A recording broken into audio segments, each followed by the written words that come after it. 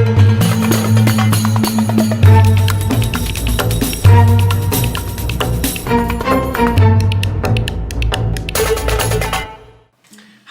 my name is Kevin Fernandez and welcome to my channel, Gamers Genie. Today we're going to learn how to play the prehistoric card game Happy Little Dinosaurs. This 2 to 4 player game designed by Rami Batty and published by Unstable Games. In the life of the prehistoric era, which is tough enough already, you're just filled with turmoil, just ready to punch you in the face. So kind of like real life. Facing all sorts of disasters, natural, predatorial, and even emotional, because even dinosaurs cry sometimes. Can you survive all of them and make it to the escape route to get 50 points before your opponents? Or will unfortunately you all go extinct with disastrous effects? Find out as we go to the table and learn how to play Happy Little Dinosaurs. Start by having each player choose a dinosaur player board and the corresponding dinosaur meeple. For this game, we will pick the Nervous Rex, but there are still 3 others to choose from. Your player board includes your dinosaur and your escape route, which you'll use to collect your points, and your disaster area, which is right here, in which you will collect disaster cards throughout the game. Place any remaining dinosaur player boards back into the box as they will not be used for this game. You just place your little meeple. Next, separate the light-backed and the dark-backed cards. Shuffle the light-backed cards together, and I'm going to start my Genie magic now.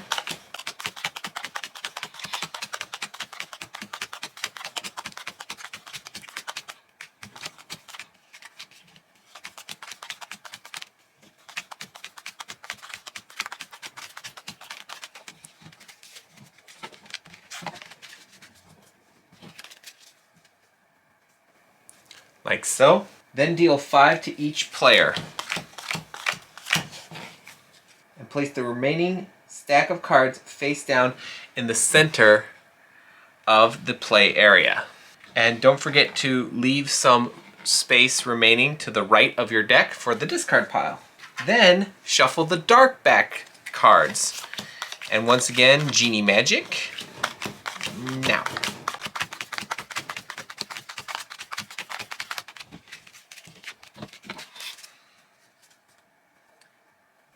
Like so, and that forms the disaster deck, and place it face down on the table to the left of the remaining deck.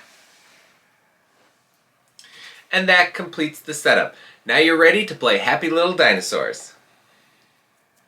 In each round, players will play point cards from their hand in hopes of collecting points and avoiding disasters. To start the round, flip the top card of the disaster deck face up and read it aloud. So this one, Baddest Hair Day. You try to cut your own hair. You watch as your self-esteem falls to the floor. Each player must choose a point card from their hand and place it face down. If a player does not have any point cards in their hand during this part of the round, that player must discard their hand and draw 5 new cards. And repeat the process until they have point cards that they can play face down. After all players have placed a point card face down, all players reveal their point cards simultaneously. In each round, scoring occurs after all players reveal their cards. The player with the highest score in the round collects the points equal to their score and should move their dinosaur up that many points. So if I had for example, if I did have the highest scoring one, I get to move up 2 points on my escape track. The player with the lowest score adds the face-up disaster card to their disaster area. So we got Jordan in there. Jordan's going to play this fire spray. Now, unfortunately, I do not have the strongest card. She does, so I'll take the disaster card and place it in my disaster area. If a player adds a disaster card to their disaster area, they must discard a card from their hand. So I will discard another frying pan, handy pan. A player's base score equals the point value of the face-up point card in front of them, but the score can go up or down based on bonuses from dinosaur traits, point card effects, and instant cards, which I will explain later in this video. At the end of the round, each player moves their dinosaur meeple forward on their escape route a number of spaces equal to the number of disasters in their disaster area. So I have one, get to move it one. Each player then draws cards from the main deck until they have 5. So I have 3 cards in hand. I get to draw 2 more. Jordan played 1, so she gets 1. Before the next round begins, clear the table by moving all face-up point cards and instant cards to your discard pile. If at any time the main deck has no remaining cards, shuffle the discard pile into the deck and make a new one. The dinosaur world is full of disasters, just like real life.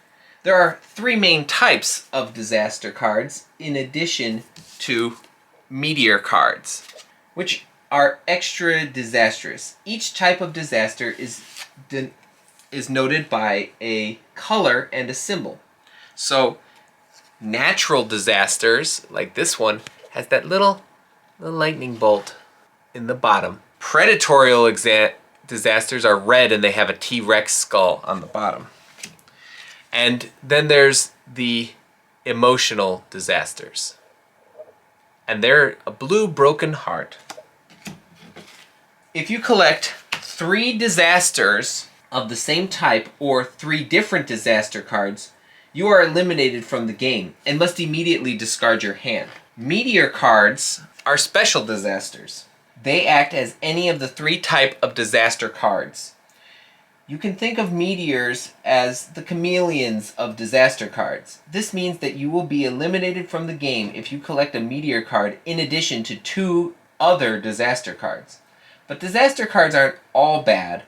For each disaster card in your disaster area, you get to move your dinosaur meeple forward 1 space on the escape route at the end of each round.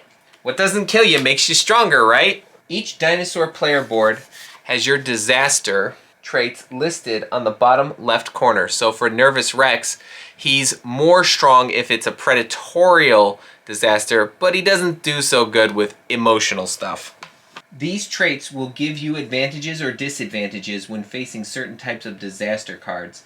The advantages and disadvantages of your dinosaur traits are added to or subtracted from your final score value for each card, each round. For example, if you're playing as Nervous Rex, like I am here, you will add 1 point to your score for each round when facing predatory disasters. That's what the plus means.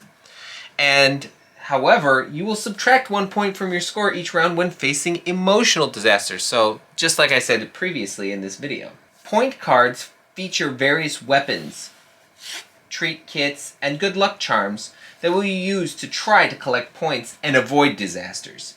Each point value is between 0 and 9 and is used for scoring during the round. Some point cards simply show a point value, while others also have card effects. These card effects may allow players to draw or discard cards, swap point cards with other cards and another player, or even alter the round scoring rules. Unless otherwise specified, players may use their point card effects after revealing the point card but before scoring occurs. So for specifics on abilities, we have a delicious smoothie. And this allows the player to discard a point card with an effect from your hand and then add its point value to the score this round. That could give you a good boost in your strategy. If multiple players play point cards with the same effect in the same round, the player with the lowest point card value may use their point card effect first. If 2 players play a point card with the same value, the player with the fewest total collective points on their escape route may use their point cards first. If multiple players are tied for point card number value, the total points collected, the youngest player may use their point cards effect first. Point card effects can only be used once per round. There are a few key exceptions to the order of using point card effects.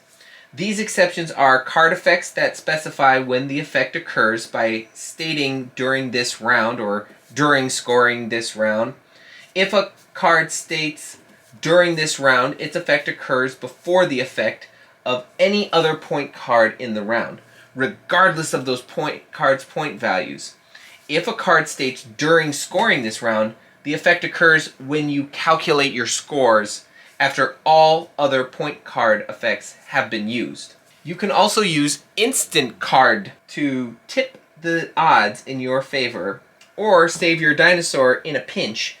Instant cards state when you can play them. So for this one, the score booster, you can play during scoring and you can add 2 points to any player's score this round. If an instant card states play this during scoring, like score booster did, you may play that card when scores are being calculated after all point card effects have been used. If an instant card states play this card if you would add a disaster card to your disaster area this round, like this card, you may play that card if you have the lowest score after scoring is complete to avoid adding a disaster card to your disaster area, or if another player sends a disaster card your way. In some rounds, multiple players will have the same score after adding point card values, bonus from disaster cards, advantages and disadvantages from dinosaur traits, and effects of instant cards. If multiple players tie for the highest score in a round, each of those players collect points equal to their score in the round and moves their dinosaur meeple forward on their escape route. If multiple players tie for the lowest score in a round, sudden death occurs. Each player tied with the lowest score must play another point card face down from their hand. When all players are ready, simultaneously flip these cards face up. The player with the lowest point value during sudden death adds up their face-up disaster card in their disaster area.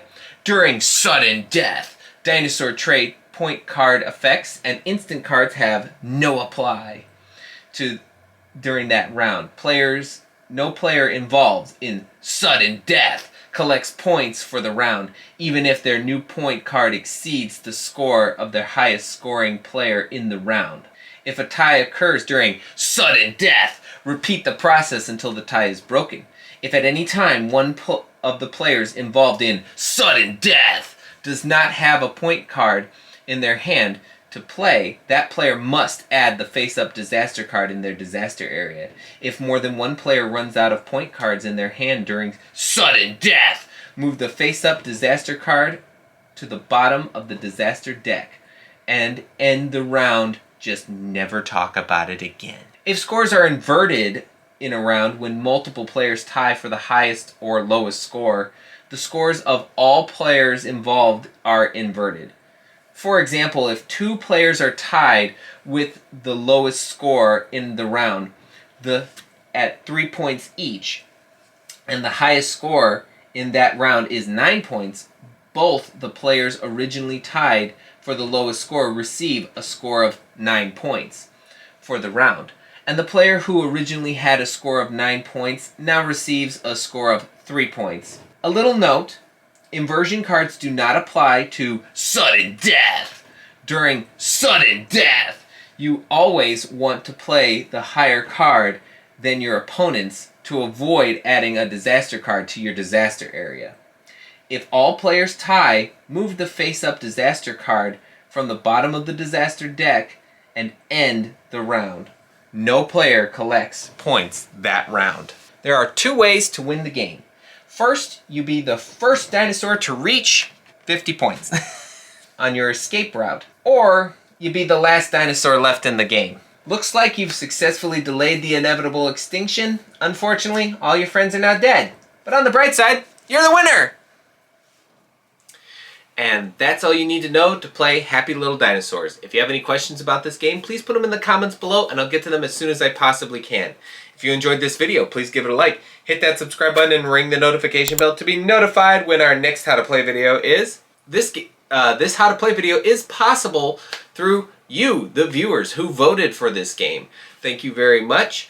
If you guys would like to vote for in any future polls, we do polls on Facebook, Twitter, right here on YouTube, and we also do it on Patreon as well. There's links to our Facebook and Twitter page down in the description below. Obviously, of course, you're here on our YouTube channel, so feel free to check this out. Unless you found us on Patreon, which is thank you for your donations. If you guys would like to support us, you can support us for as little as $1 a month. I'll leave a link to the Patreon page in the description below. And if you'd like to participate in our polls, I'm not quite sure if the notification bell can notify you about that. Probably look into that and mention it in like the gameplay video later on, which you guys should be on the lookout for. But until then, thanks for the views.